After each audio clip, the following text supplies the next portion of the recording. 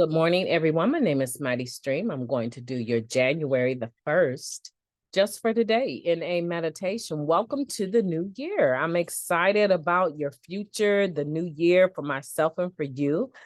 So let's get into it. Let's see what the meditation is holding for us today. The title of the meditation is Vigilance. Okay. We keep what we have only with vigilance. That comes from the basic text, page 60.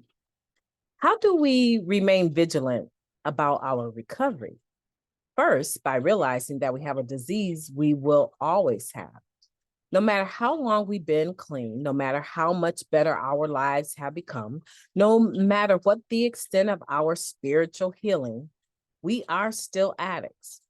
Our disease waits patiently, ready to spring the trap if we give it the opportunity. Vigilance is daily accomplishment. We strive to be constantly alert and ready to deal with signs of trouble. Not that we should live in irrational fear that something horrible will possess us if we drop our guard for an instant. We just take normal precautions. Daily prayer, regular meeting attendance, and choosing not to compromise spiritual principles for the easier way are acts of vigilance. We take inventory as necessary, share with others whenever we are asked, and carefully nurture our recovery. Above all, we stay aware. We have a daily reprieve from our addiction as long as we remain vigilant. Each day, we carry the principles of recovery into all we do, and each night, we thank our higher power for another day clean. Just for today, I will be vigilant, doing everything necessary to guard my recovery.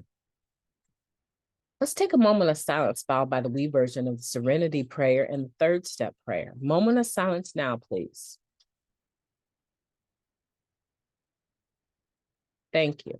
God, grant us the serenity to accept the things that we cannot change, the courage to change the things that we can, and the wisdom to know the difference just for today.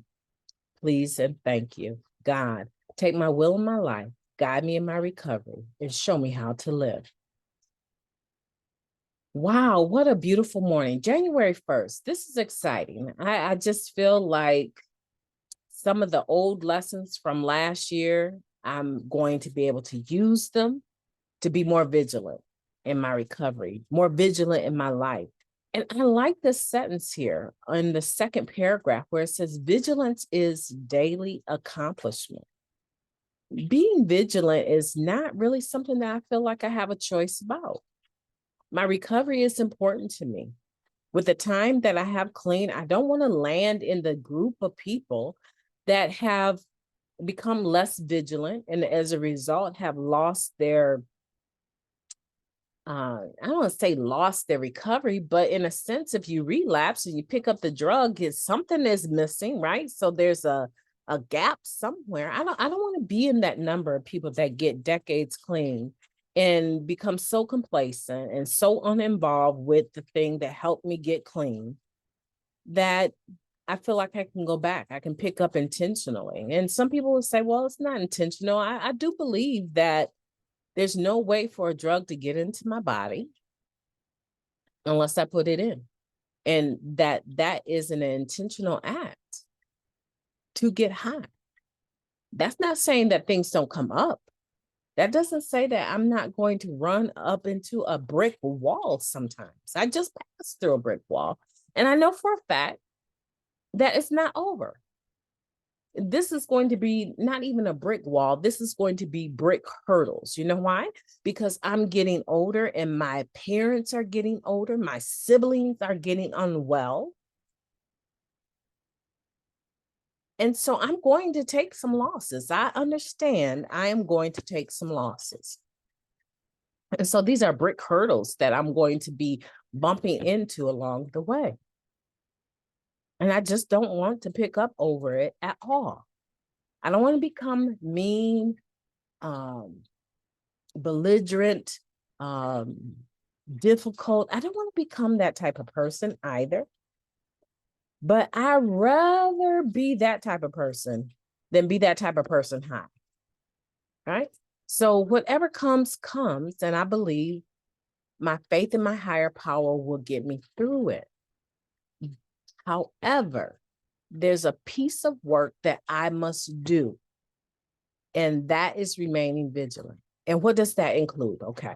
So it talks a little bit about it in the second paragraph: daily prayer, regular meeting attendance, choosing not to compromise spiritual principles for the easier way, right? Because we have a tendency to want the easier way out, the course of least resistance. But here's the thing about it, and this is for not just the people that have been in recovery for a while, but this is also for that new person on here, right? The course of least resistance seems like the best option because right now you're struggling just with the daily maintenance of staying clean. And you're concerned about the wreckage of your past. You're concerned about all of the hits that you've caused to happen, and you're worried about taking any more. So if you've lost 100 different things and you have an opportunity to gain 5 or 10 in an easier way, and I'm not talking about material things necessarily, I'm just saying steps forward in your program, right? There's an opportunity for you to get some gains here. It seems like we would get more gains, right, than losses, more positives than negatives. So there's a tendency, I think, and it's I don't know, I feel like it's innate. Most people are like this, to want to get the gains. And a lot of times in the beginning of our recovery, where we haven't really figured out the exact nature of our wrongs, we haven't figured out our character defects and how we fall short, our shortcomings in step 7, we're definitely not entirely ready for any of that to be removed from us, because these are what we call our survival skills, right? These are the things that have helped us to make the few gains that we've made. So yeah, I want to stay streetwise. I want to know how to handle conflict in the street. I want to know how to get over on the next. But these are things that have helped me. So in the beginning, we're not thinking about not taking the easier way. We're not. We're simply not. We're thinking about making as many gains as quickly as possible. And quite frankly, I don't really see the difference between having instant gratification and making quick gains. They look so appealing. But at the end of the day, when we compromise our spiritual principles, see, here's the thing. Spiritual principles, they generally are a part of our core, and we develop them. I can't tell you what it felt like to be in years of recovery and find out that at my core, I believe in monogamy. I believe in intimacy with one person. And that violation, cheating, is something that is not okay with me and has never been okay with me. And the person that engaged in all of that non-monogamous behavior, at some point in time, it faced me, it slapped me in the face and said, now deal with this. This is who you've been, but this is who you are. You value monogamy. Now, how are you going to face yourself? How are you going to deal with it? It was really difficult to find out that I had spiritual principles laid deep inside underneath all of that garbage that I had been violating year after year after year after year after year. In fact, I had developed this promiscuous reputation. And now I had to figure out how to face all of these people that I've encountered, knowing that I had violated my own spiritual principles. So this is the thing about them.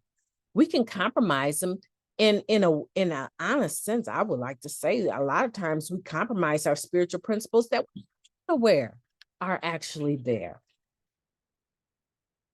That's why I want to be vigilant. I want to have the opportunity to take my time to do it right. I want to have the opportunity to sort out my emotions, my feelings, and I want to be validated. I want people to not mute me when I'm talking. When I say validate, I don't mean that I need validation from people to survive, right? I just need to make sure that people are not muting me when I'm If I have the courage to actually speak up my truth, even if you don't agree with it, I would like the common courtesy of being acknowledged that you have heard me, so that then when you act differently and you choose your own path, then I can honestly say, I have already told you this. We have discussed this. You said you understood it. And I choose not to engage, right? I have to be vigilant, and I have to be willing to have patience and take the time to do it right. And that's what all of my affairs today, right? When we're talking about step 12, practice these spiritual principles in all of our affairs, that's what we're talking about. And a lot of times when you're just coming in, sometimes when you've been here a while and you haven't really done any work in regards to the 12 steps, right, and the spiritual principles, a lot of times there's these gaps, these loopholes. And I just don't want to be the person that falls through them with 3 decades and then some clean. I want to be that person. It's important to me that I live the rest of my life in recovery, clean. That's important to me. Now it's your turn. What do you want to do to remain vigilant or become vigilant? Maybe you haven't been vigilant. And if you haven't, it's just it's a first step that you put on it, right? You admit that you got a problem and that you need some help and ask for it, period. Right? If you haven't been very vigilant, you know that you haven't, right? That's not for me to judge, but I know for me, there's certain areas in my life where I want to become more vigilant because I want the fruit of the work. I don't want the downfall of having gaps in my foundation. I don't want that anymore. I don't want to have to take a bunch of steps backwards because I failed to be vigilant about the steps forward that I was about to take. I don't want that to be my life. Not this year, not ever, but definitely not this year. With the gains that I've made, I don't want to pay the price of being unvigilant, right? And so today I want that for you. I want for you to be vigilant. I want you to go into your new year with positivity. And I want you to have the best day, the best January 1st that you've ever had in all of your life, because this is the one that you get, right? I want it to be the best that you can make it. And I want you to have a beautiful day on purpose. I want you to have a beautiful year on purpose. You deserve it. Look at all the stuff you've been through. Look at all the hits, all the stuff that you have been through. Just kind of in your mind's eye, take a look backwards and say, whew, that was a lot. That was a lot. But today is better because I'm in my right mind and I have the power of choice because of my recovery today.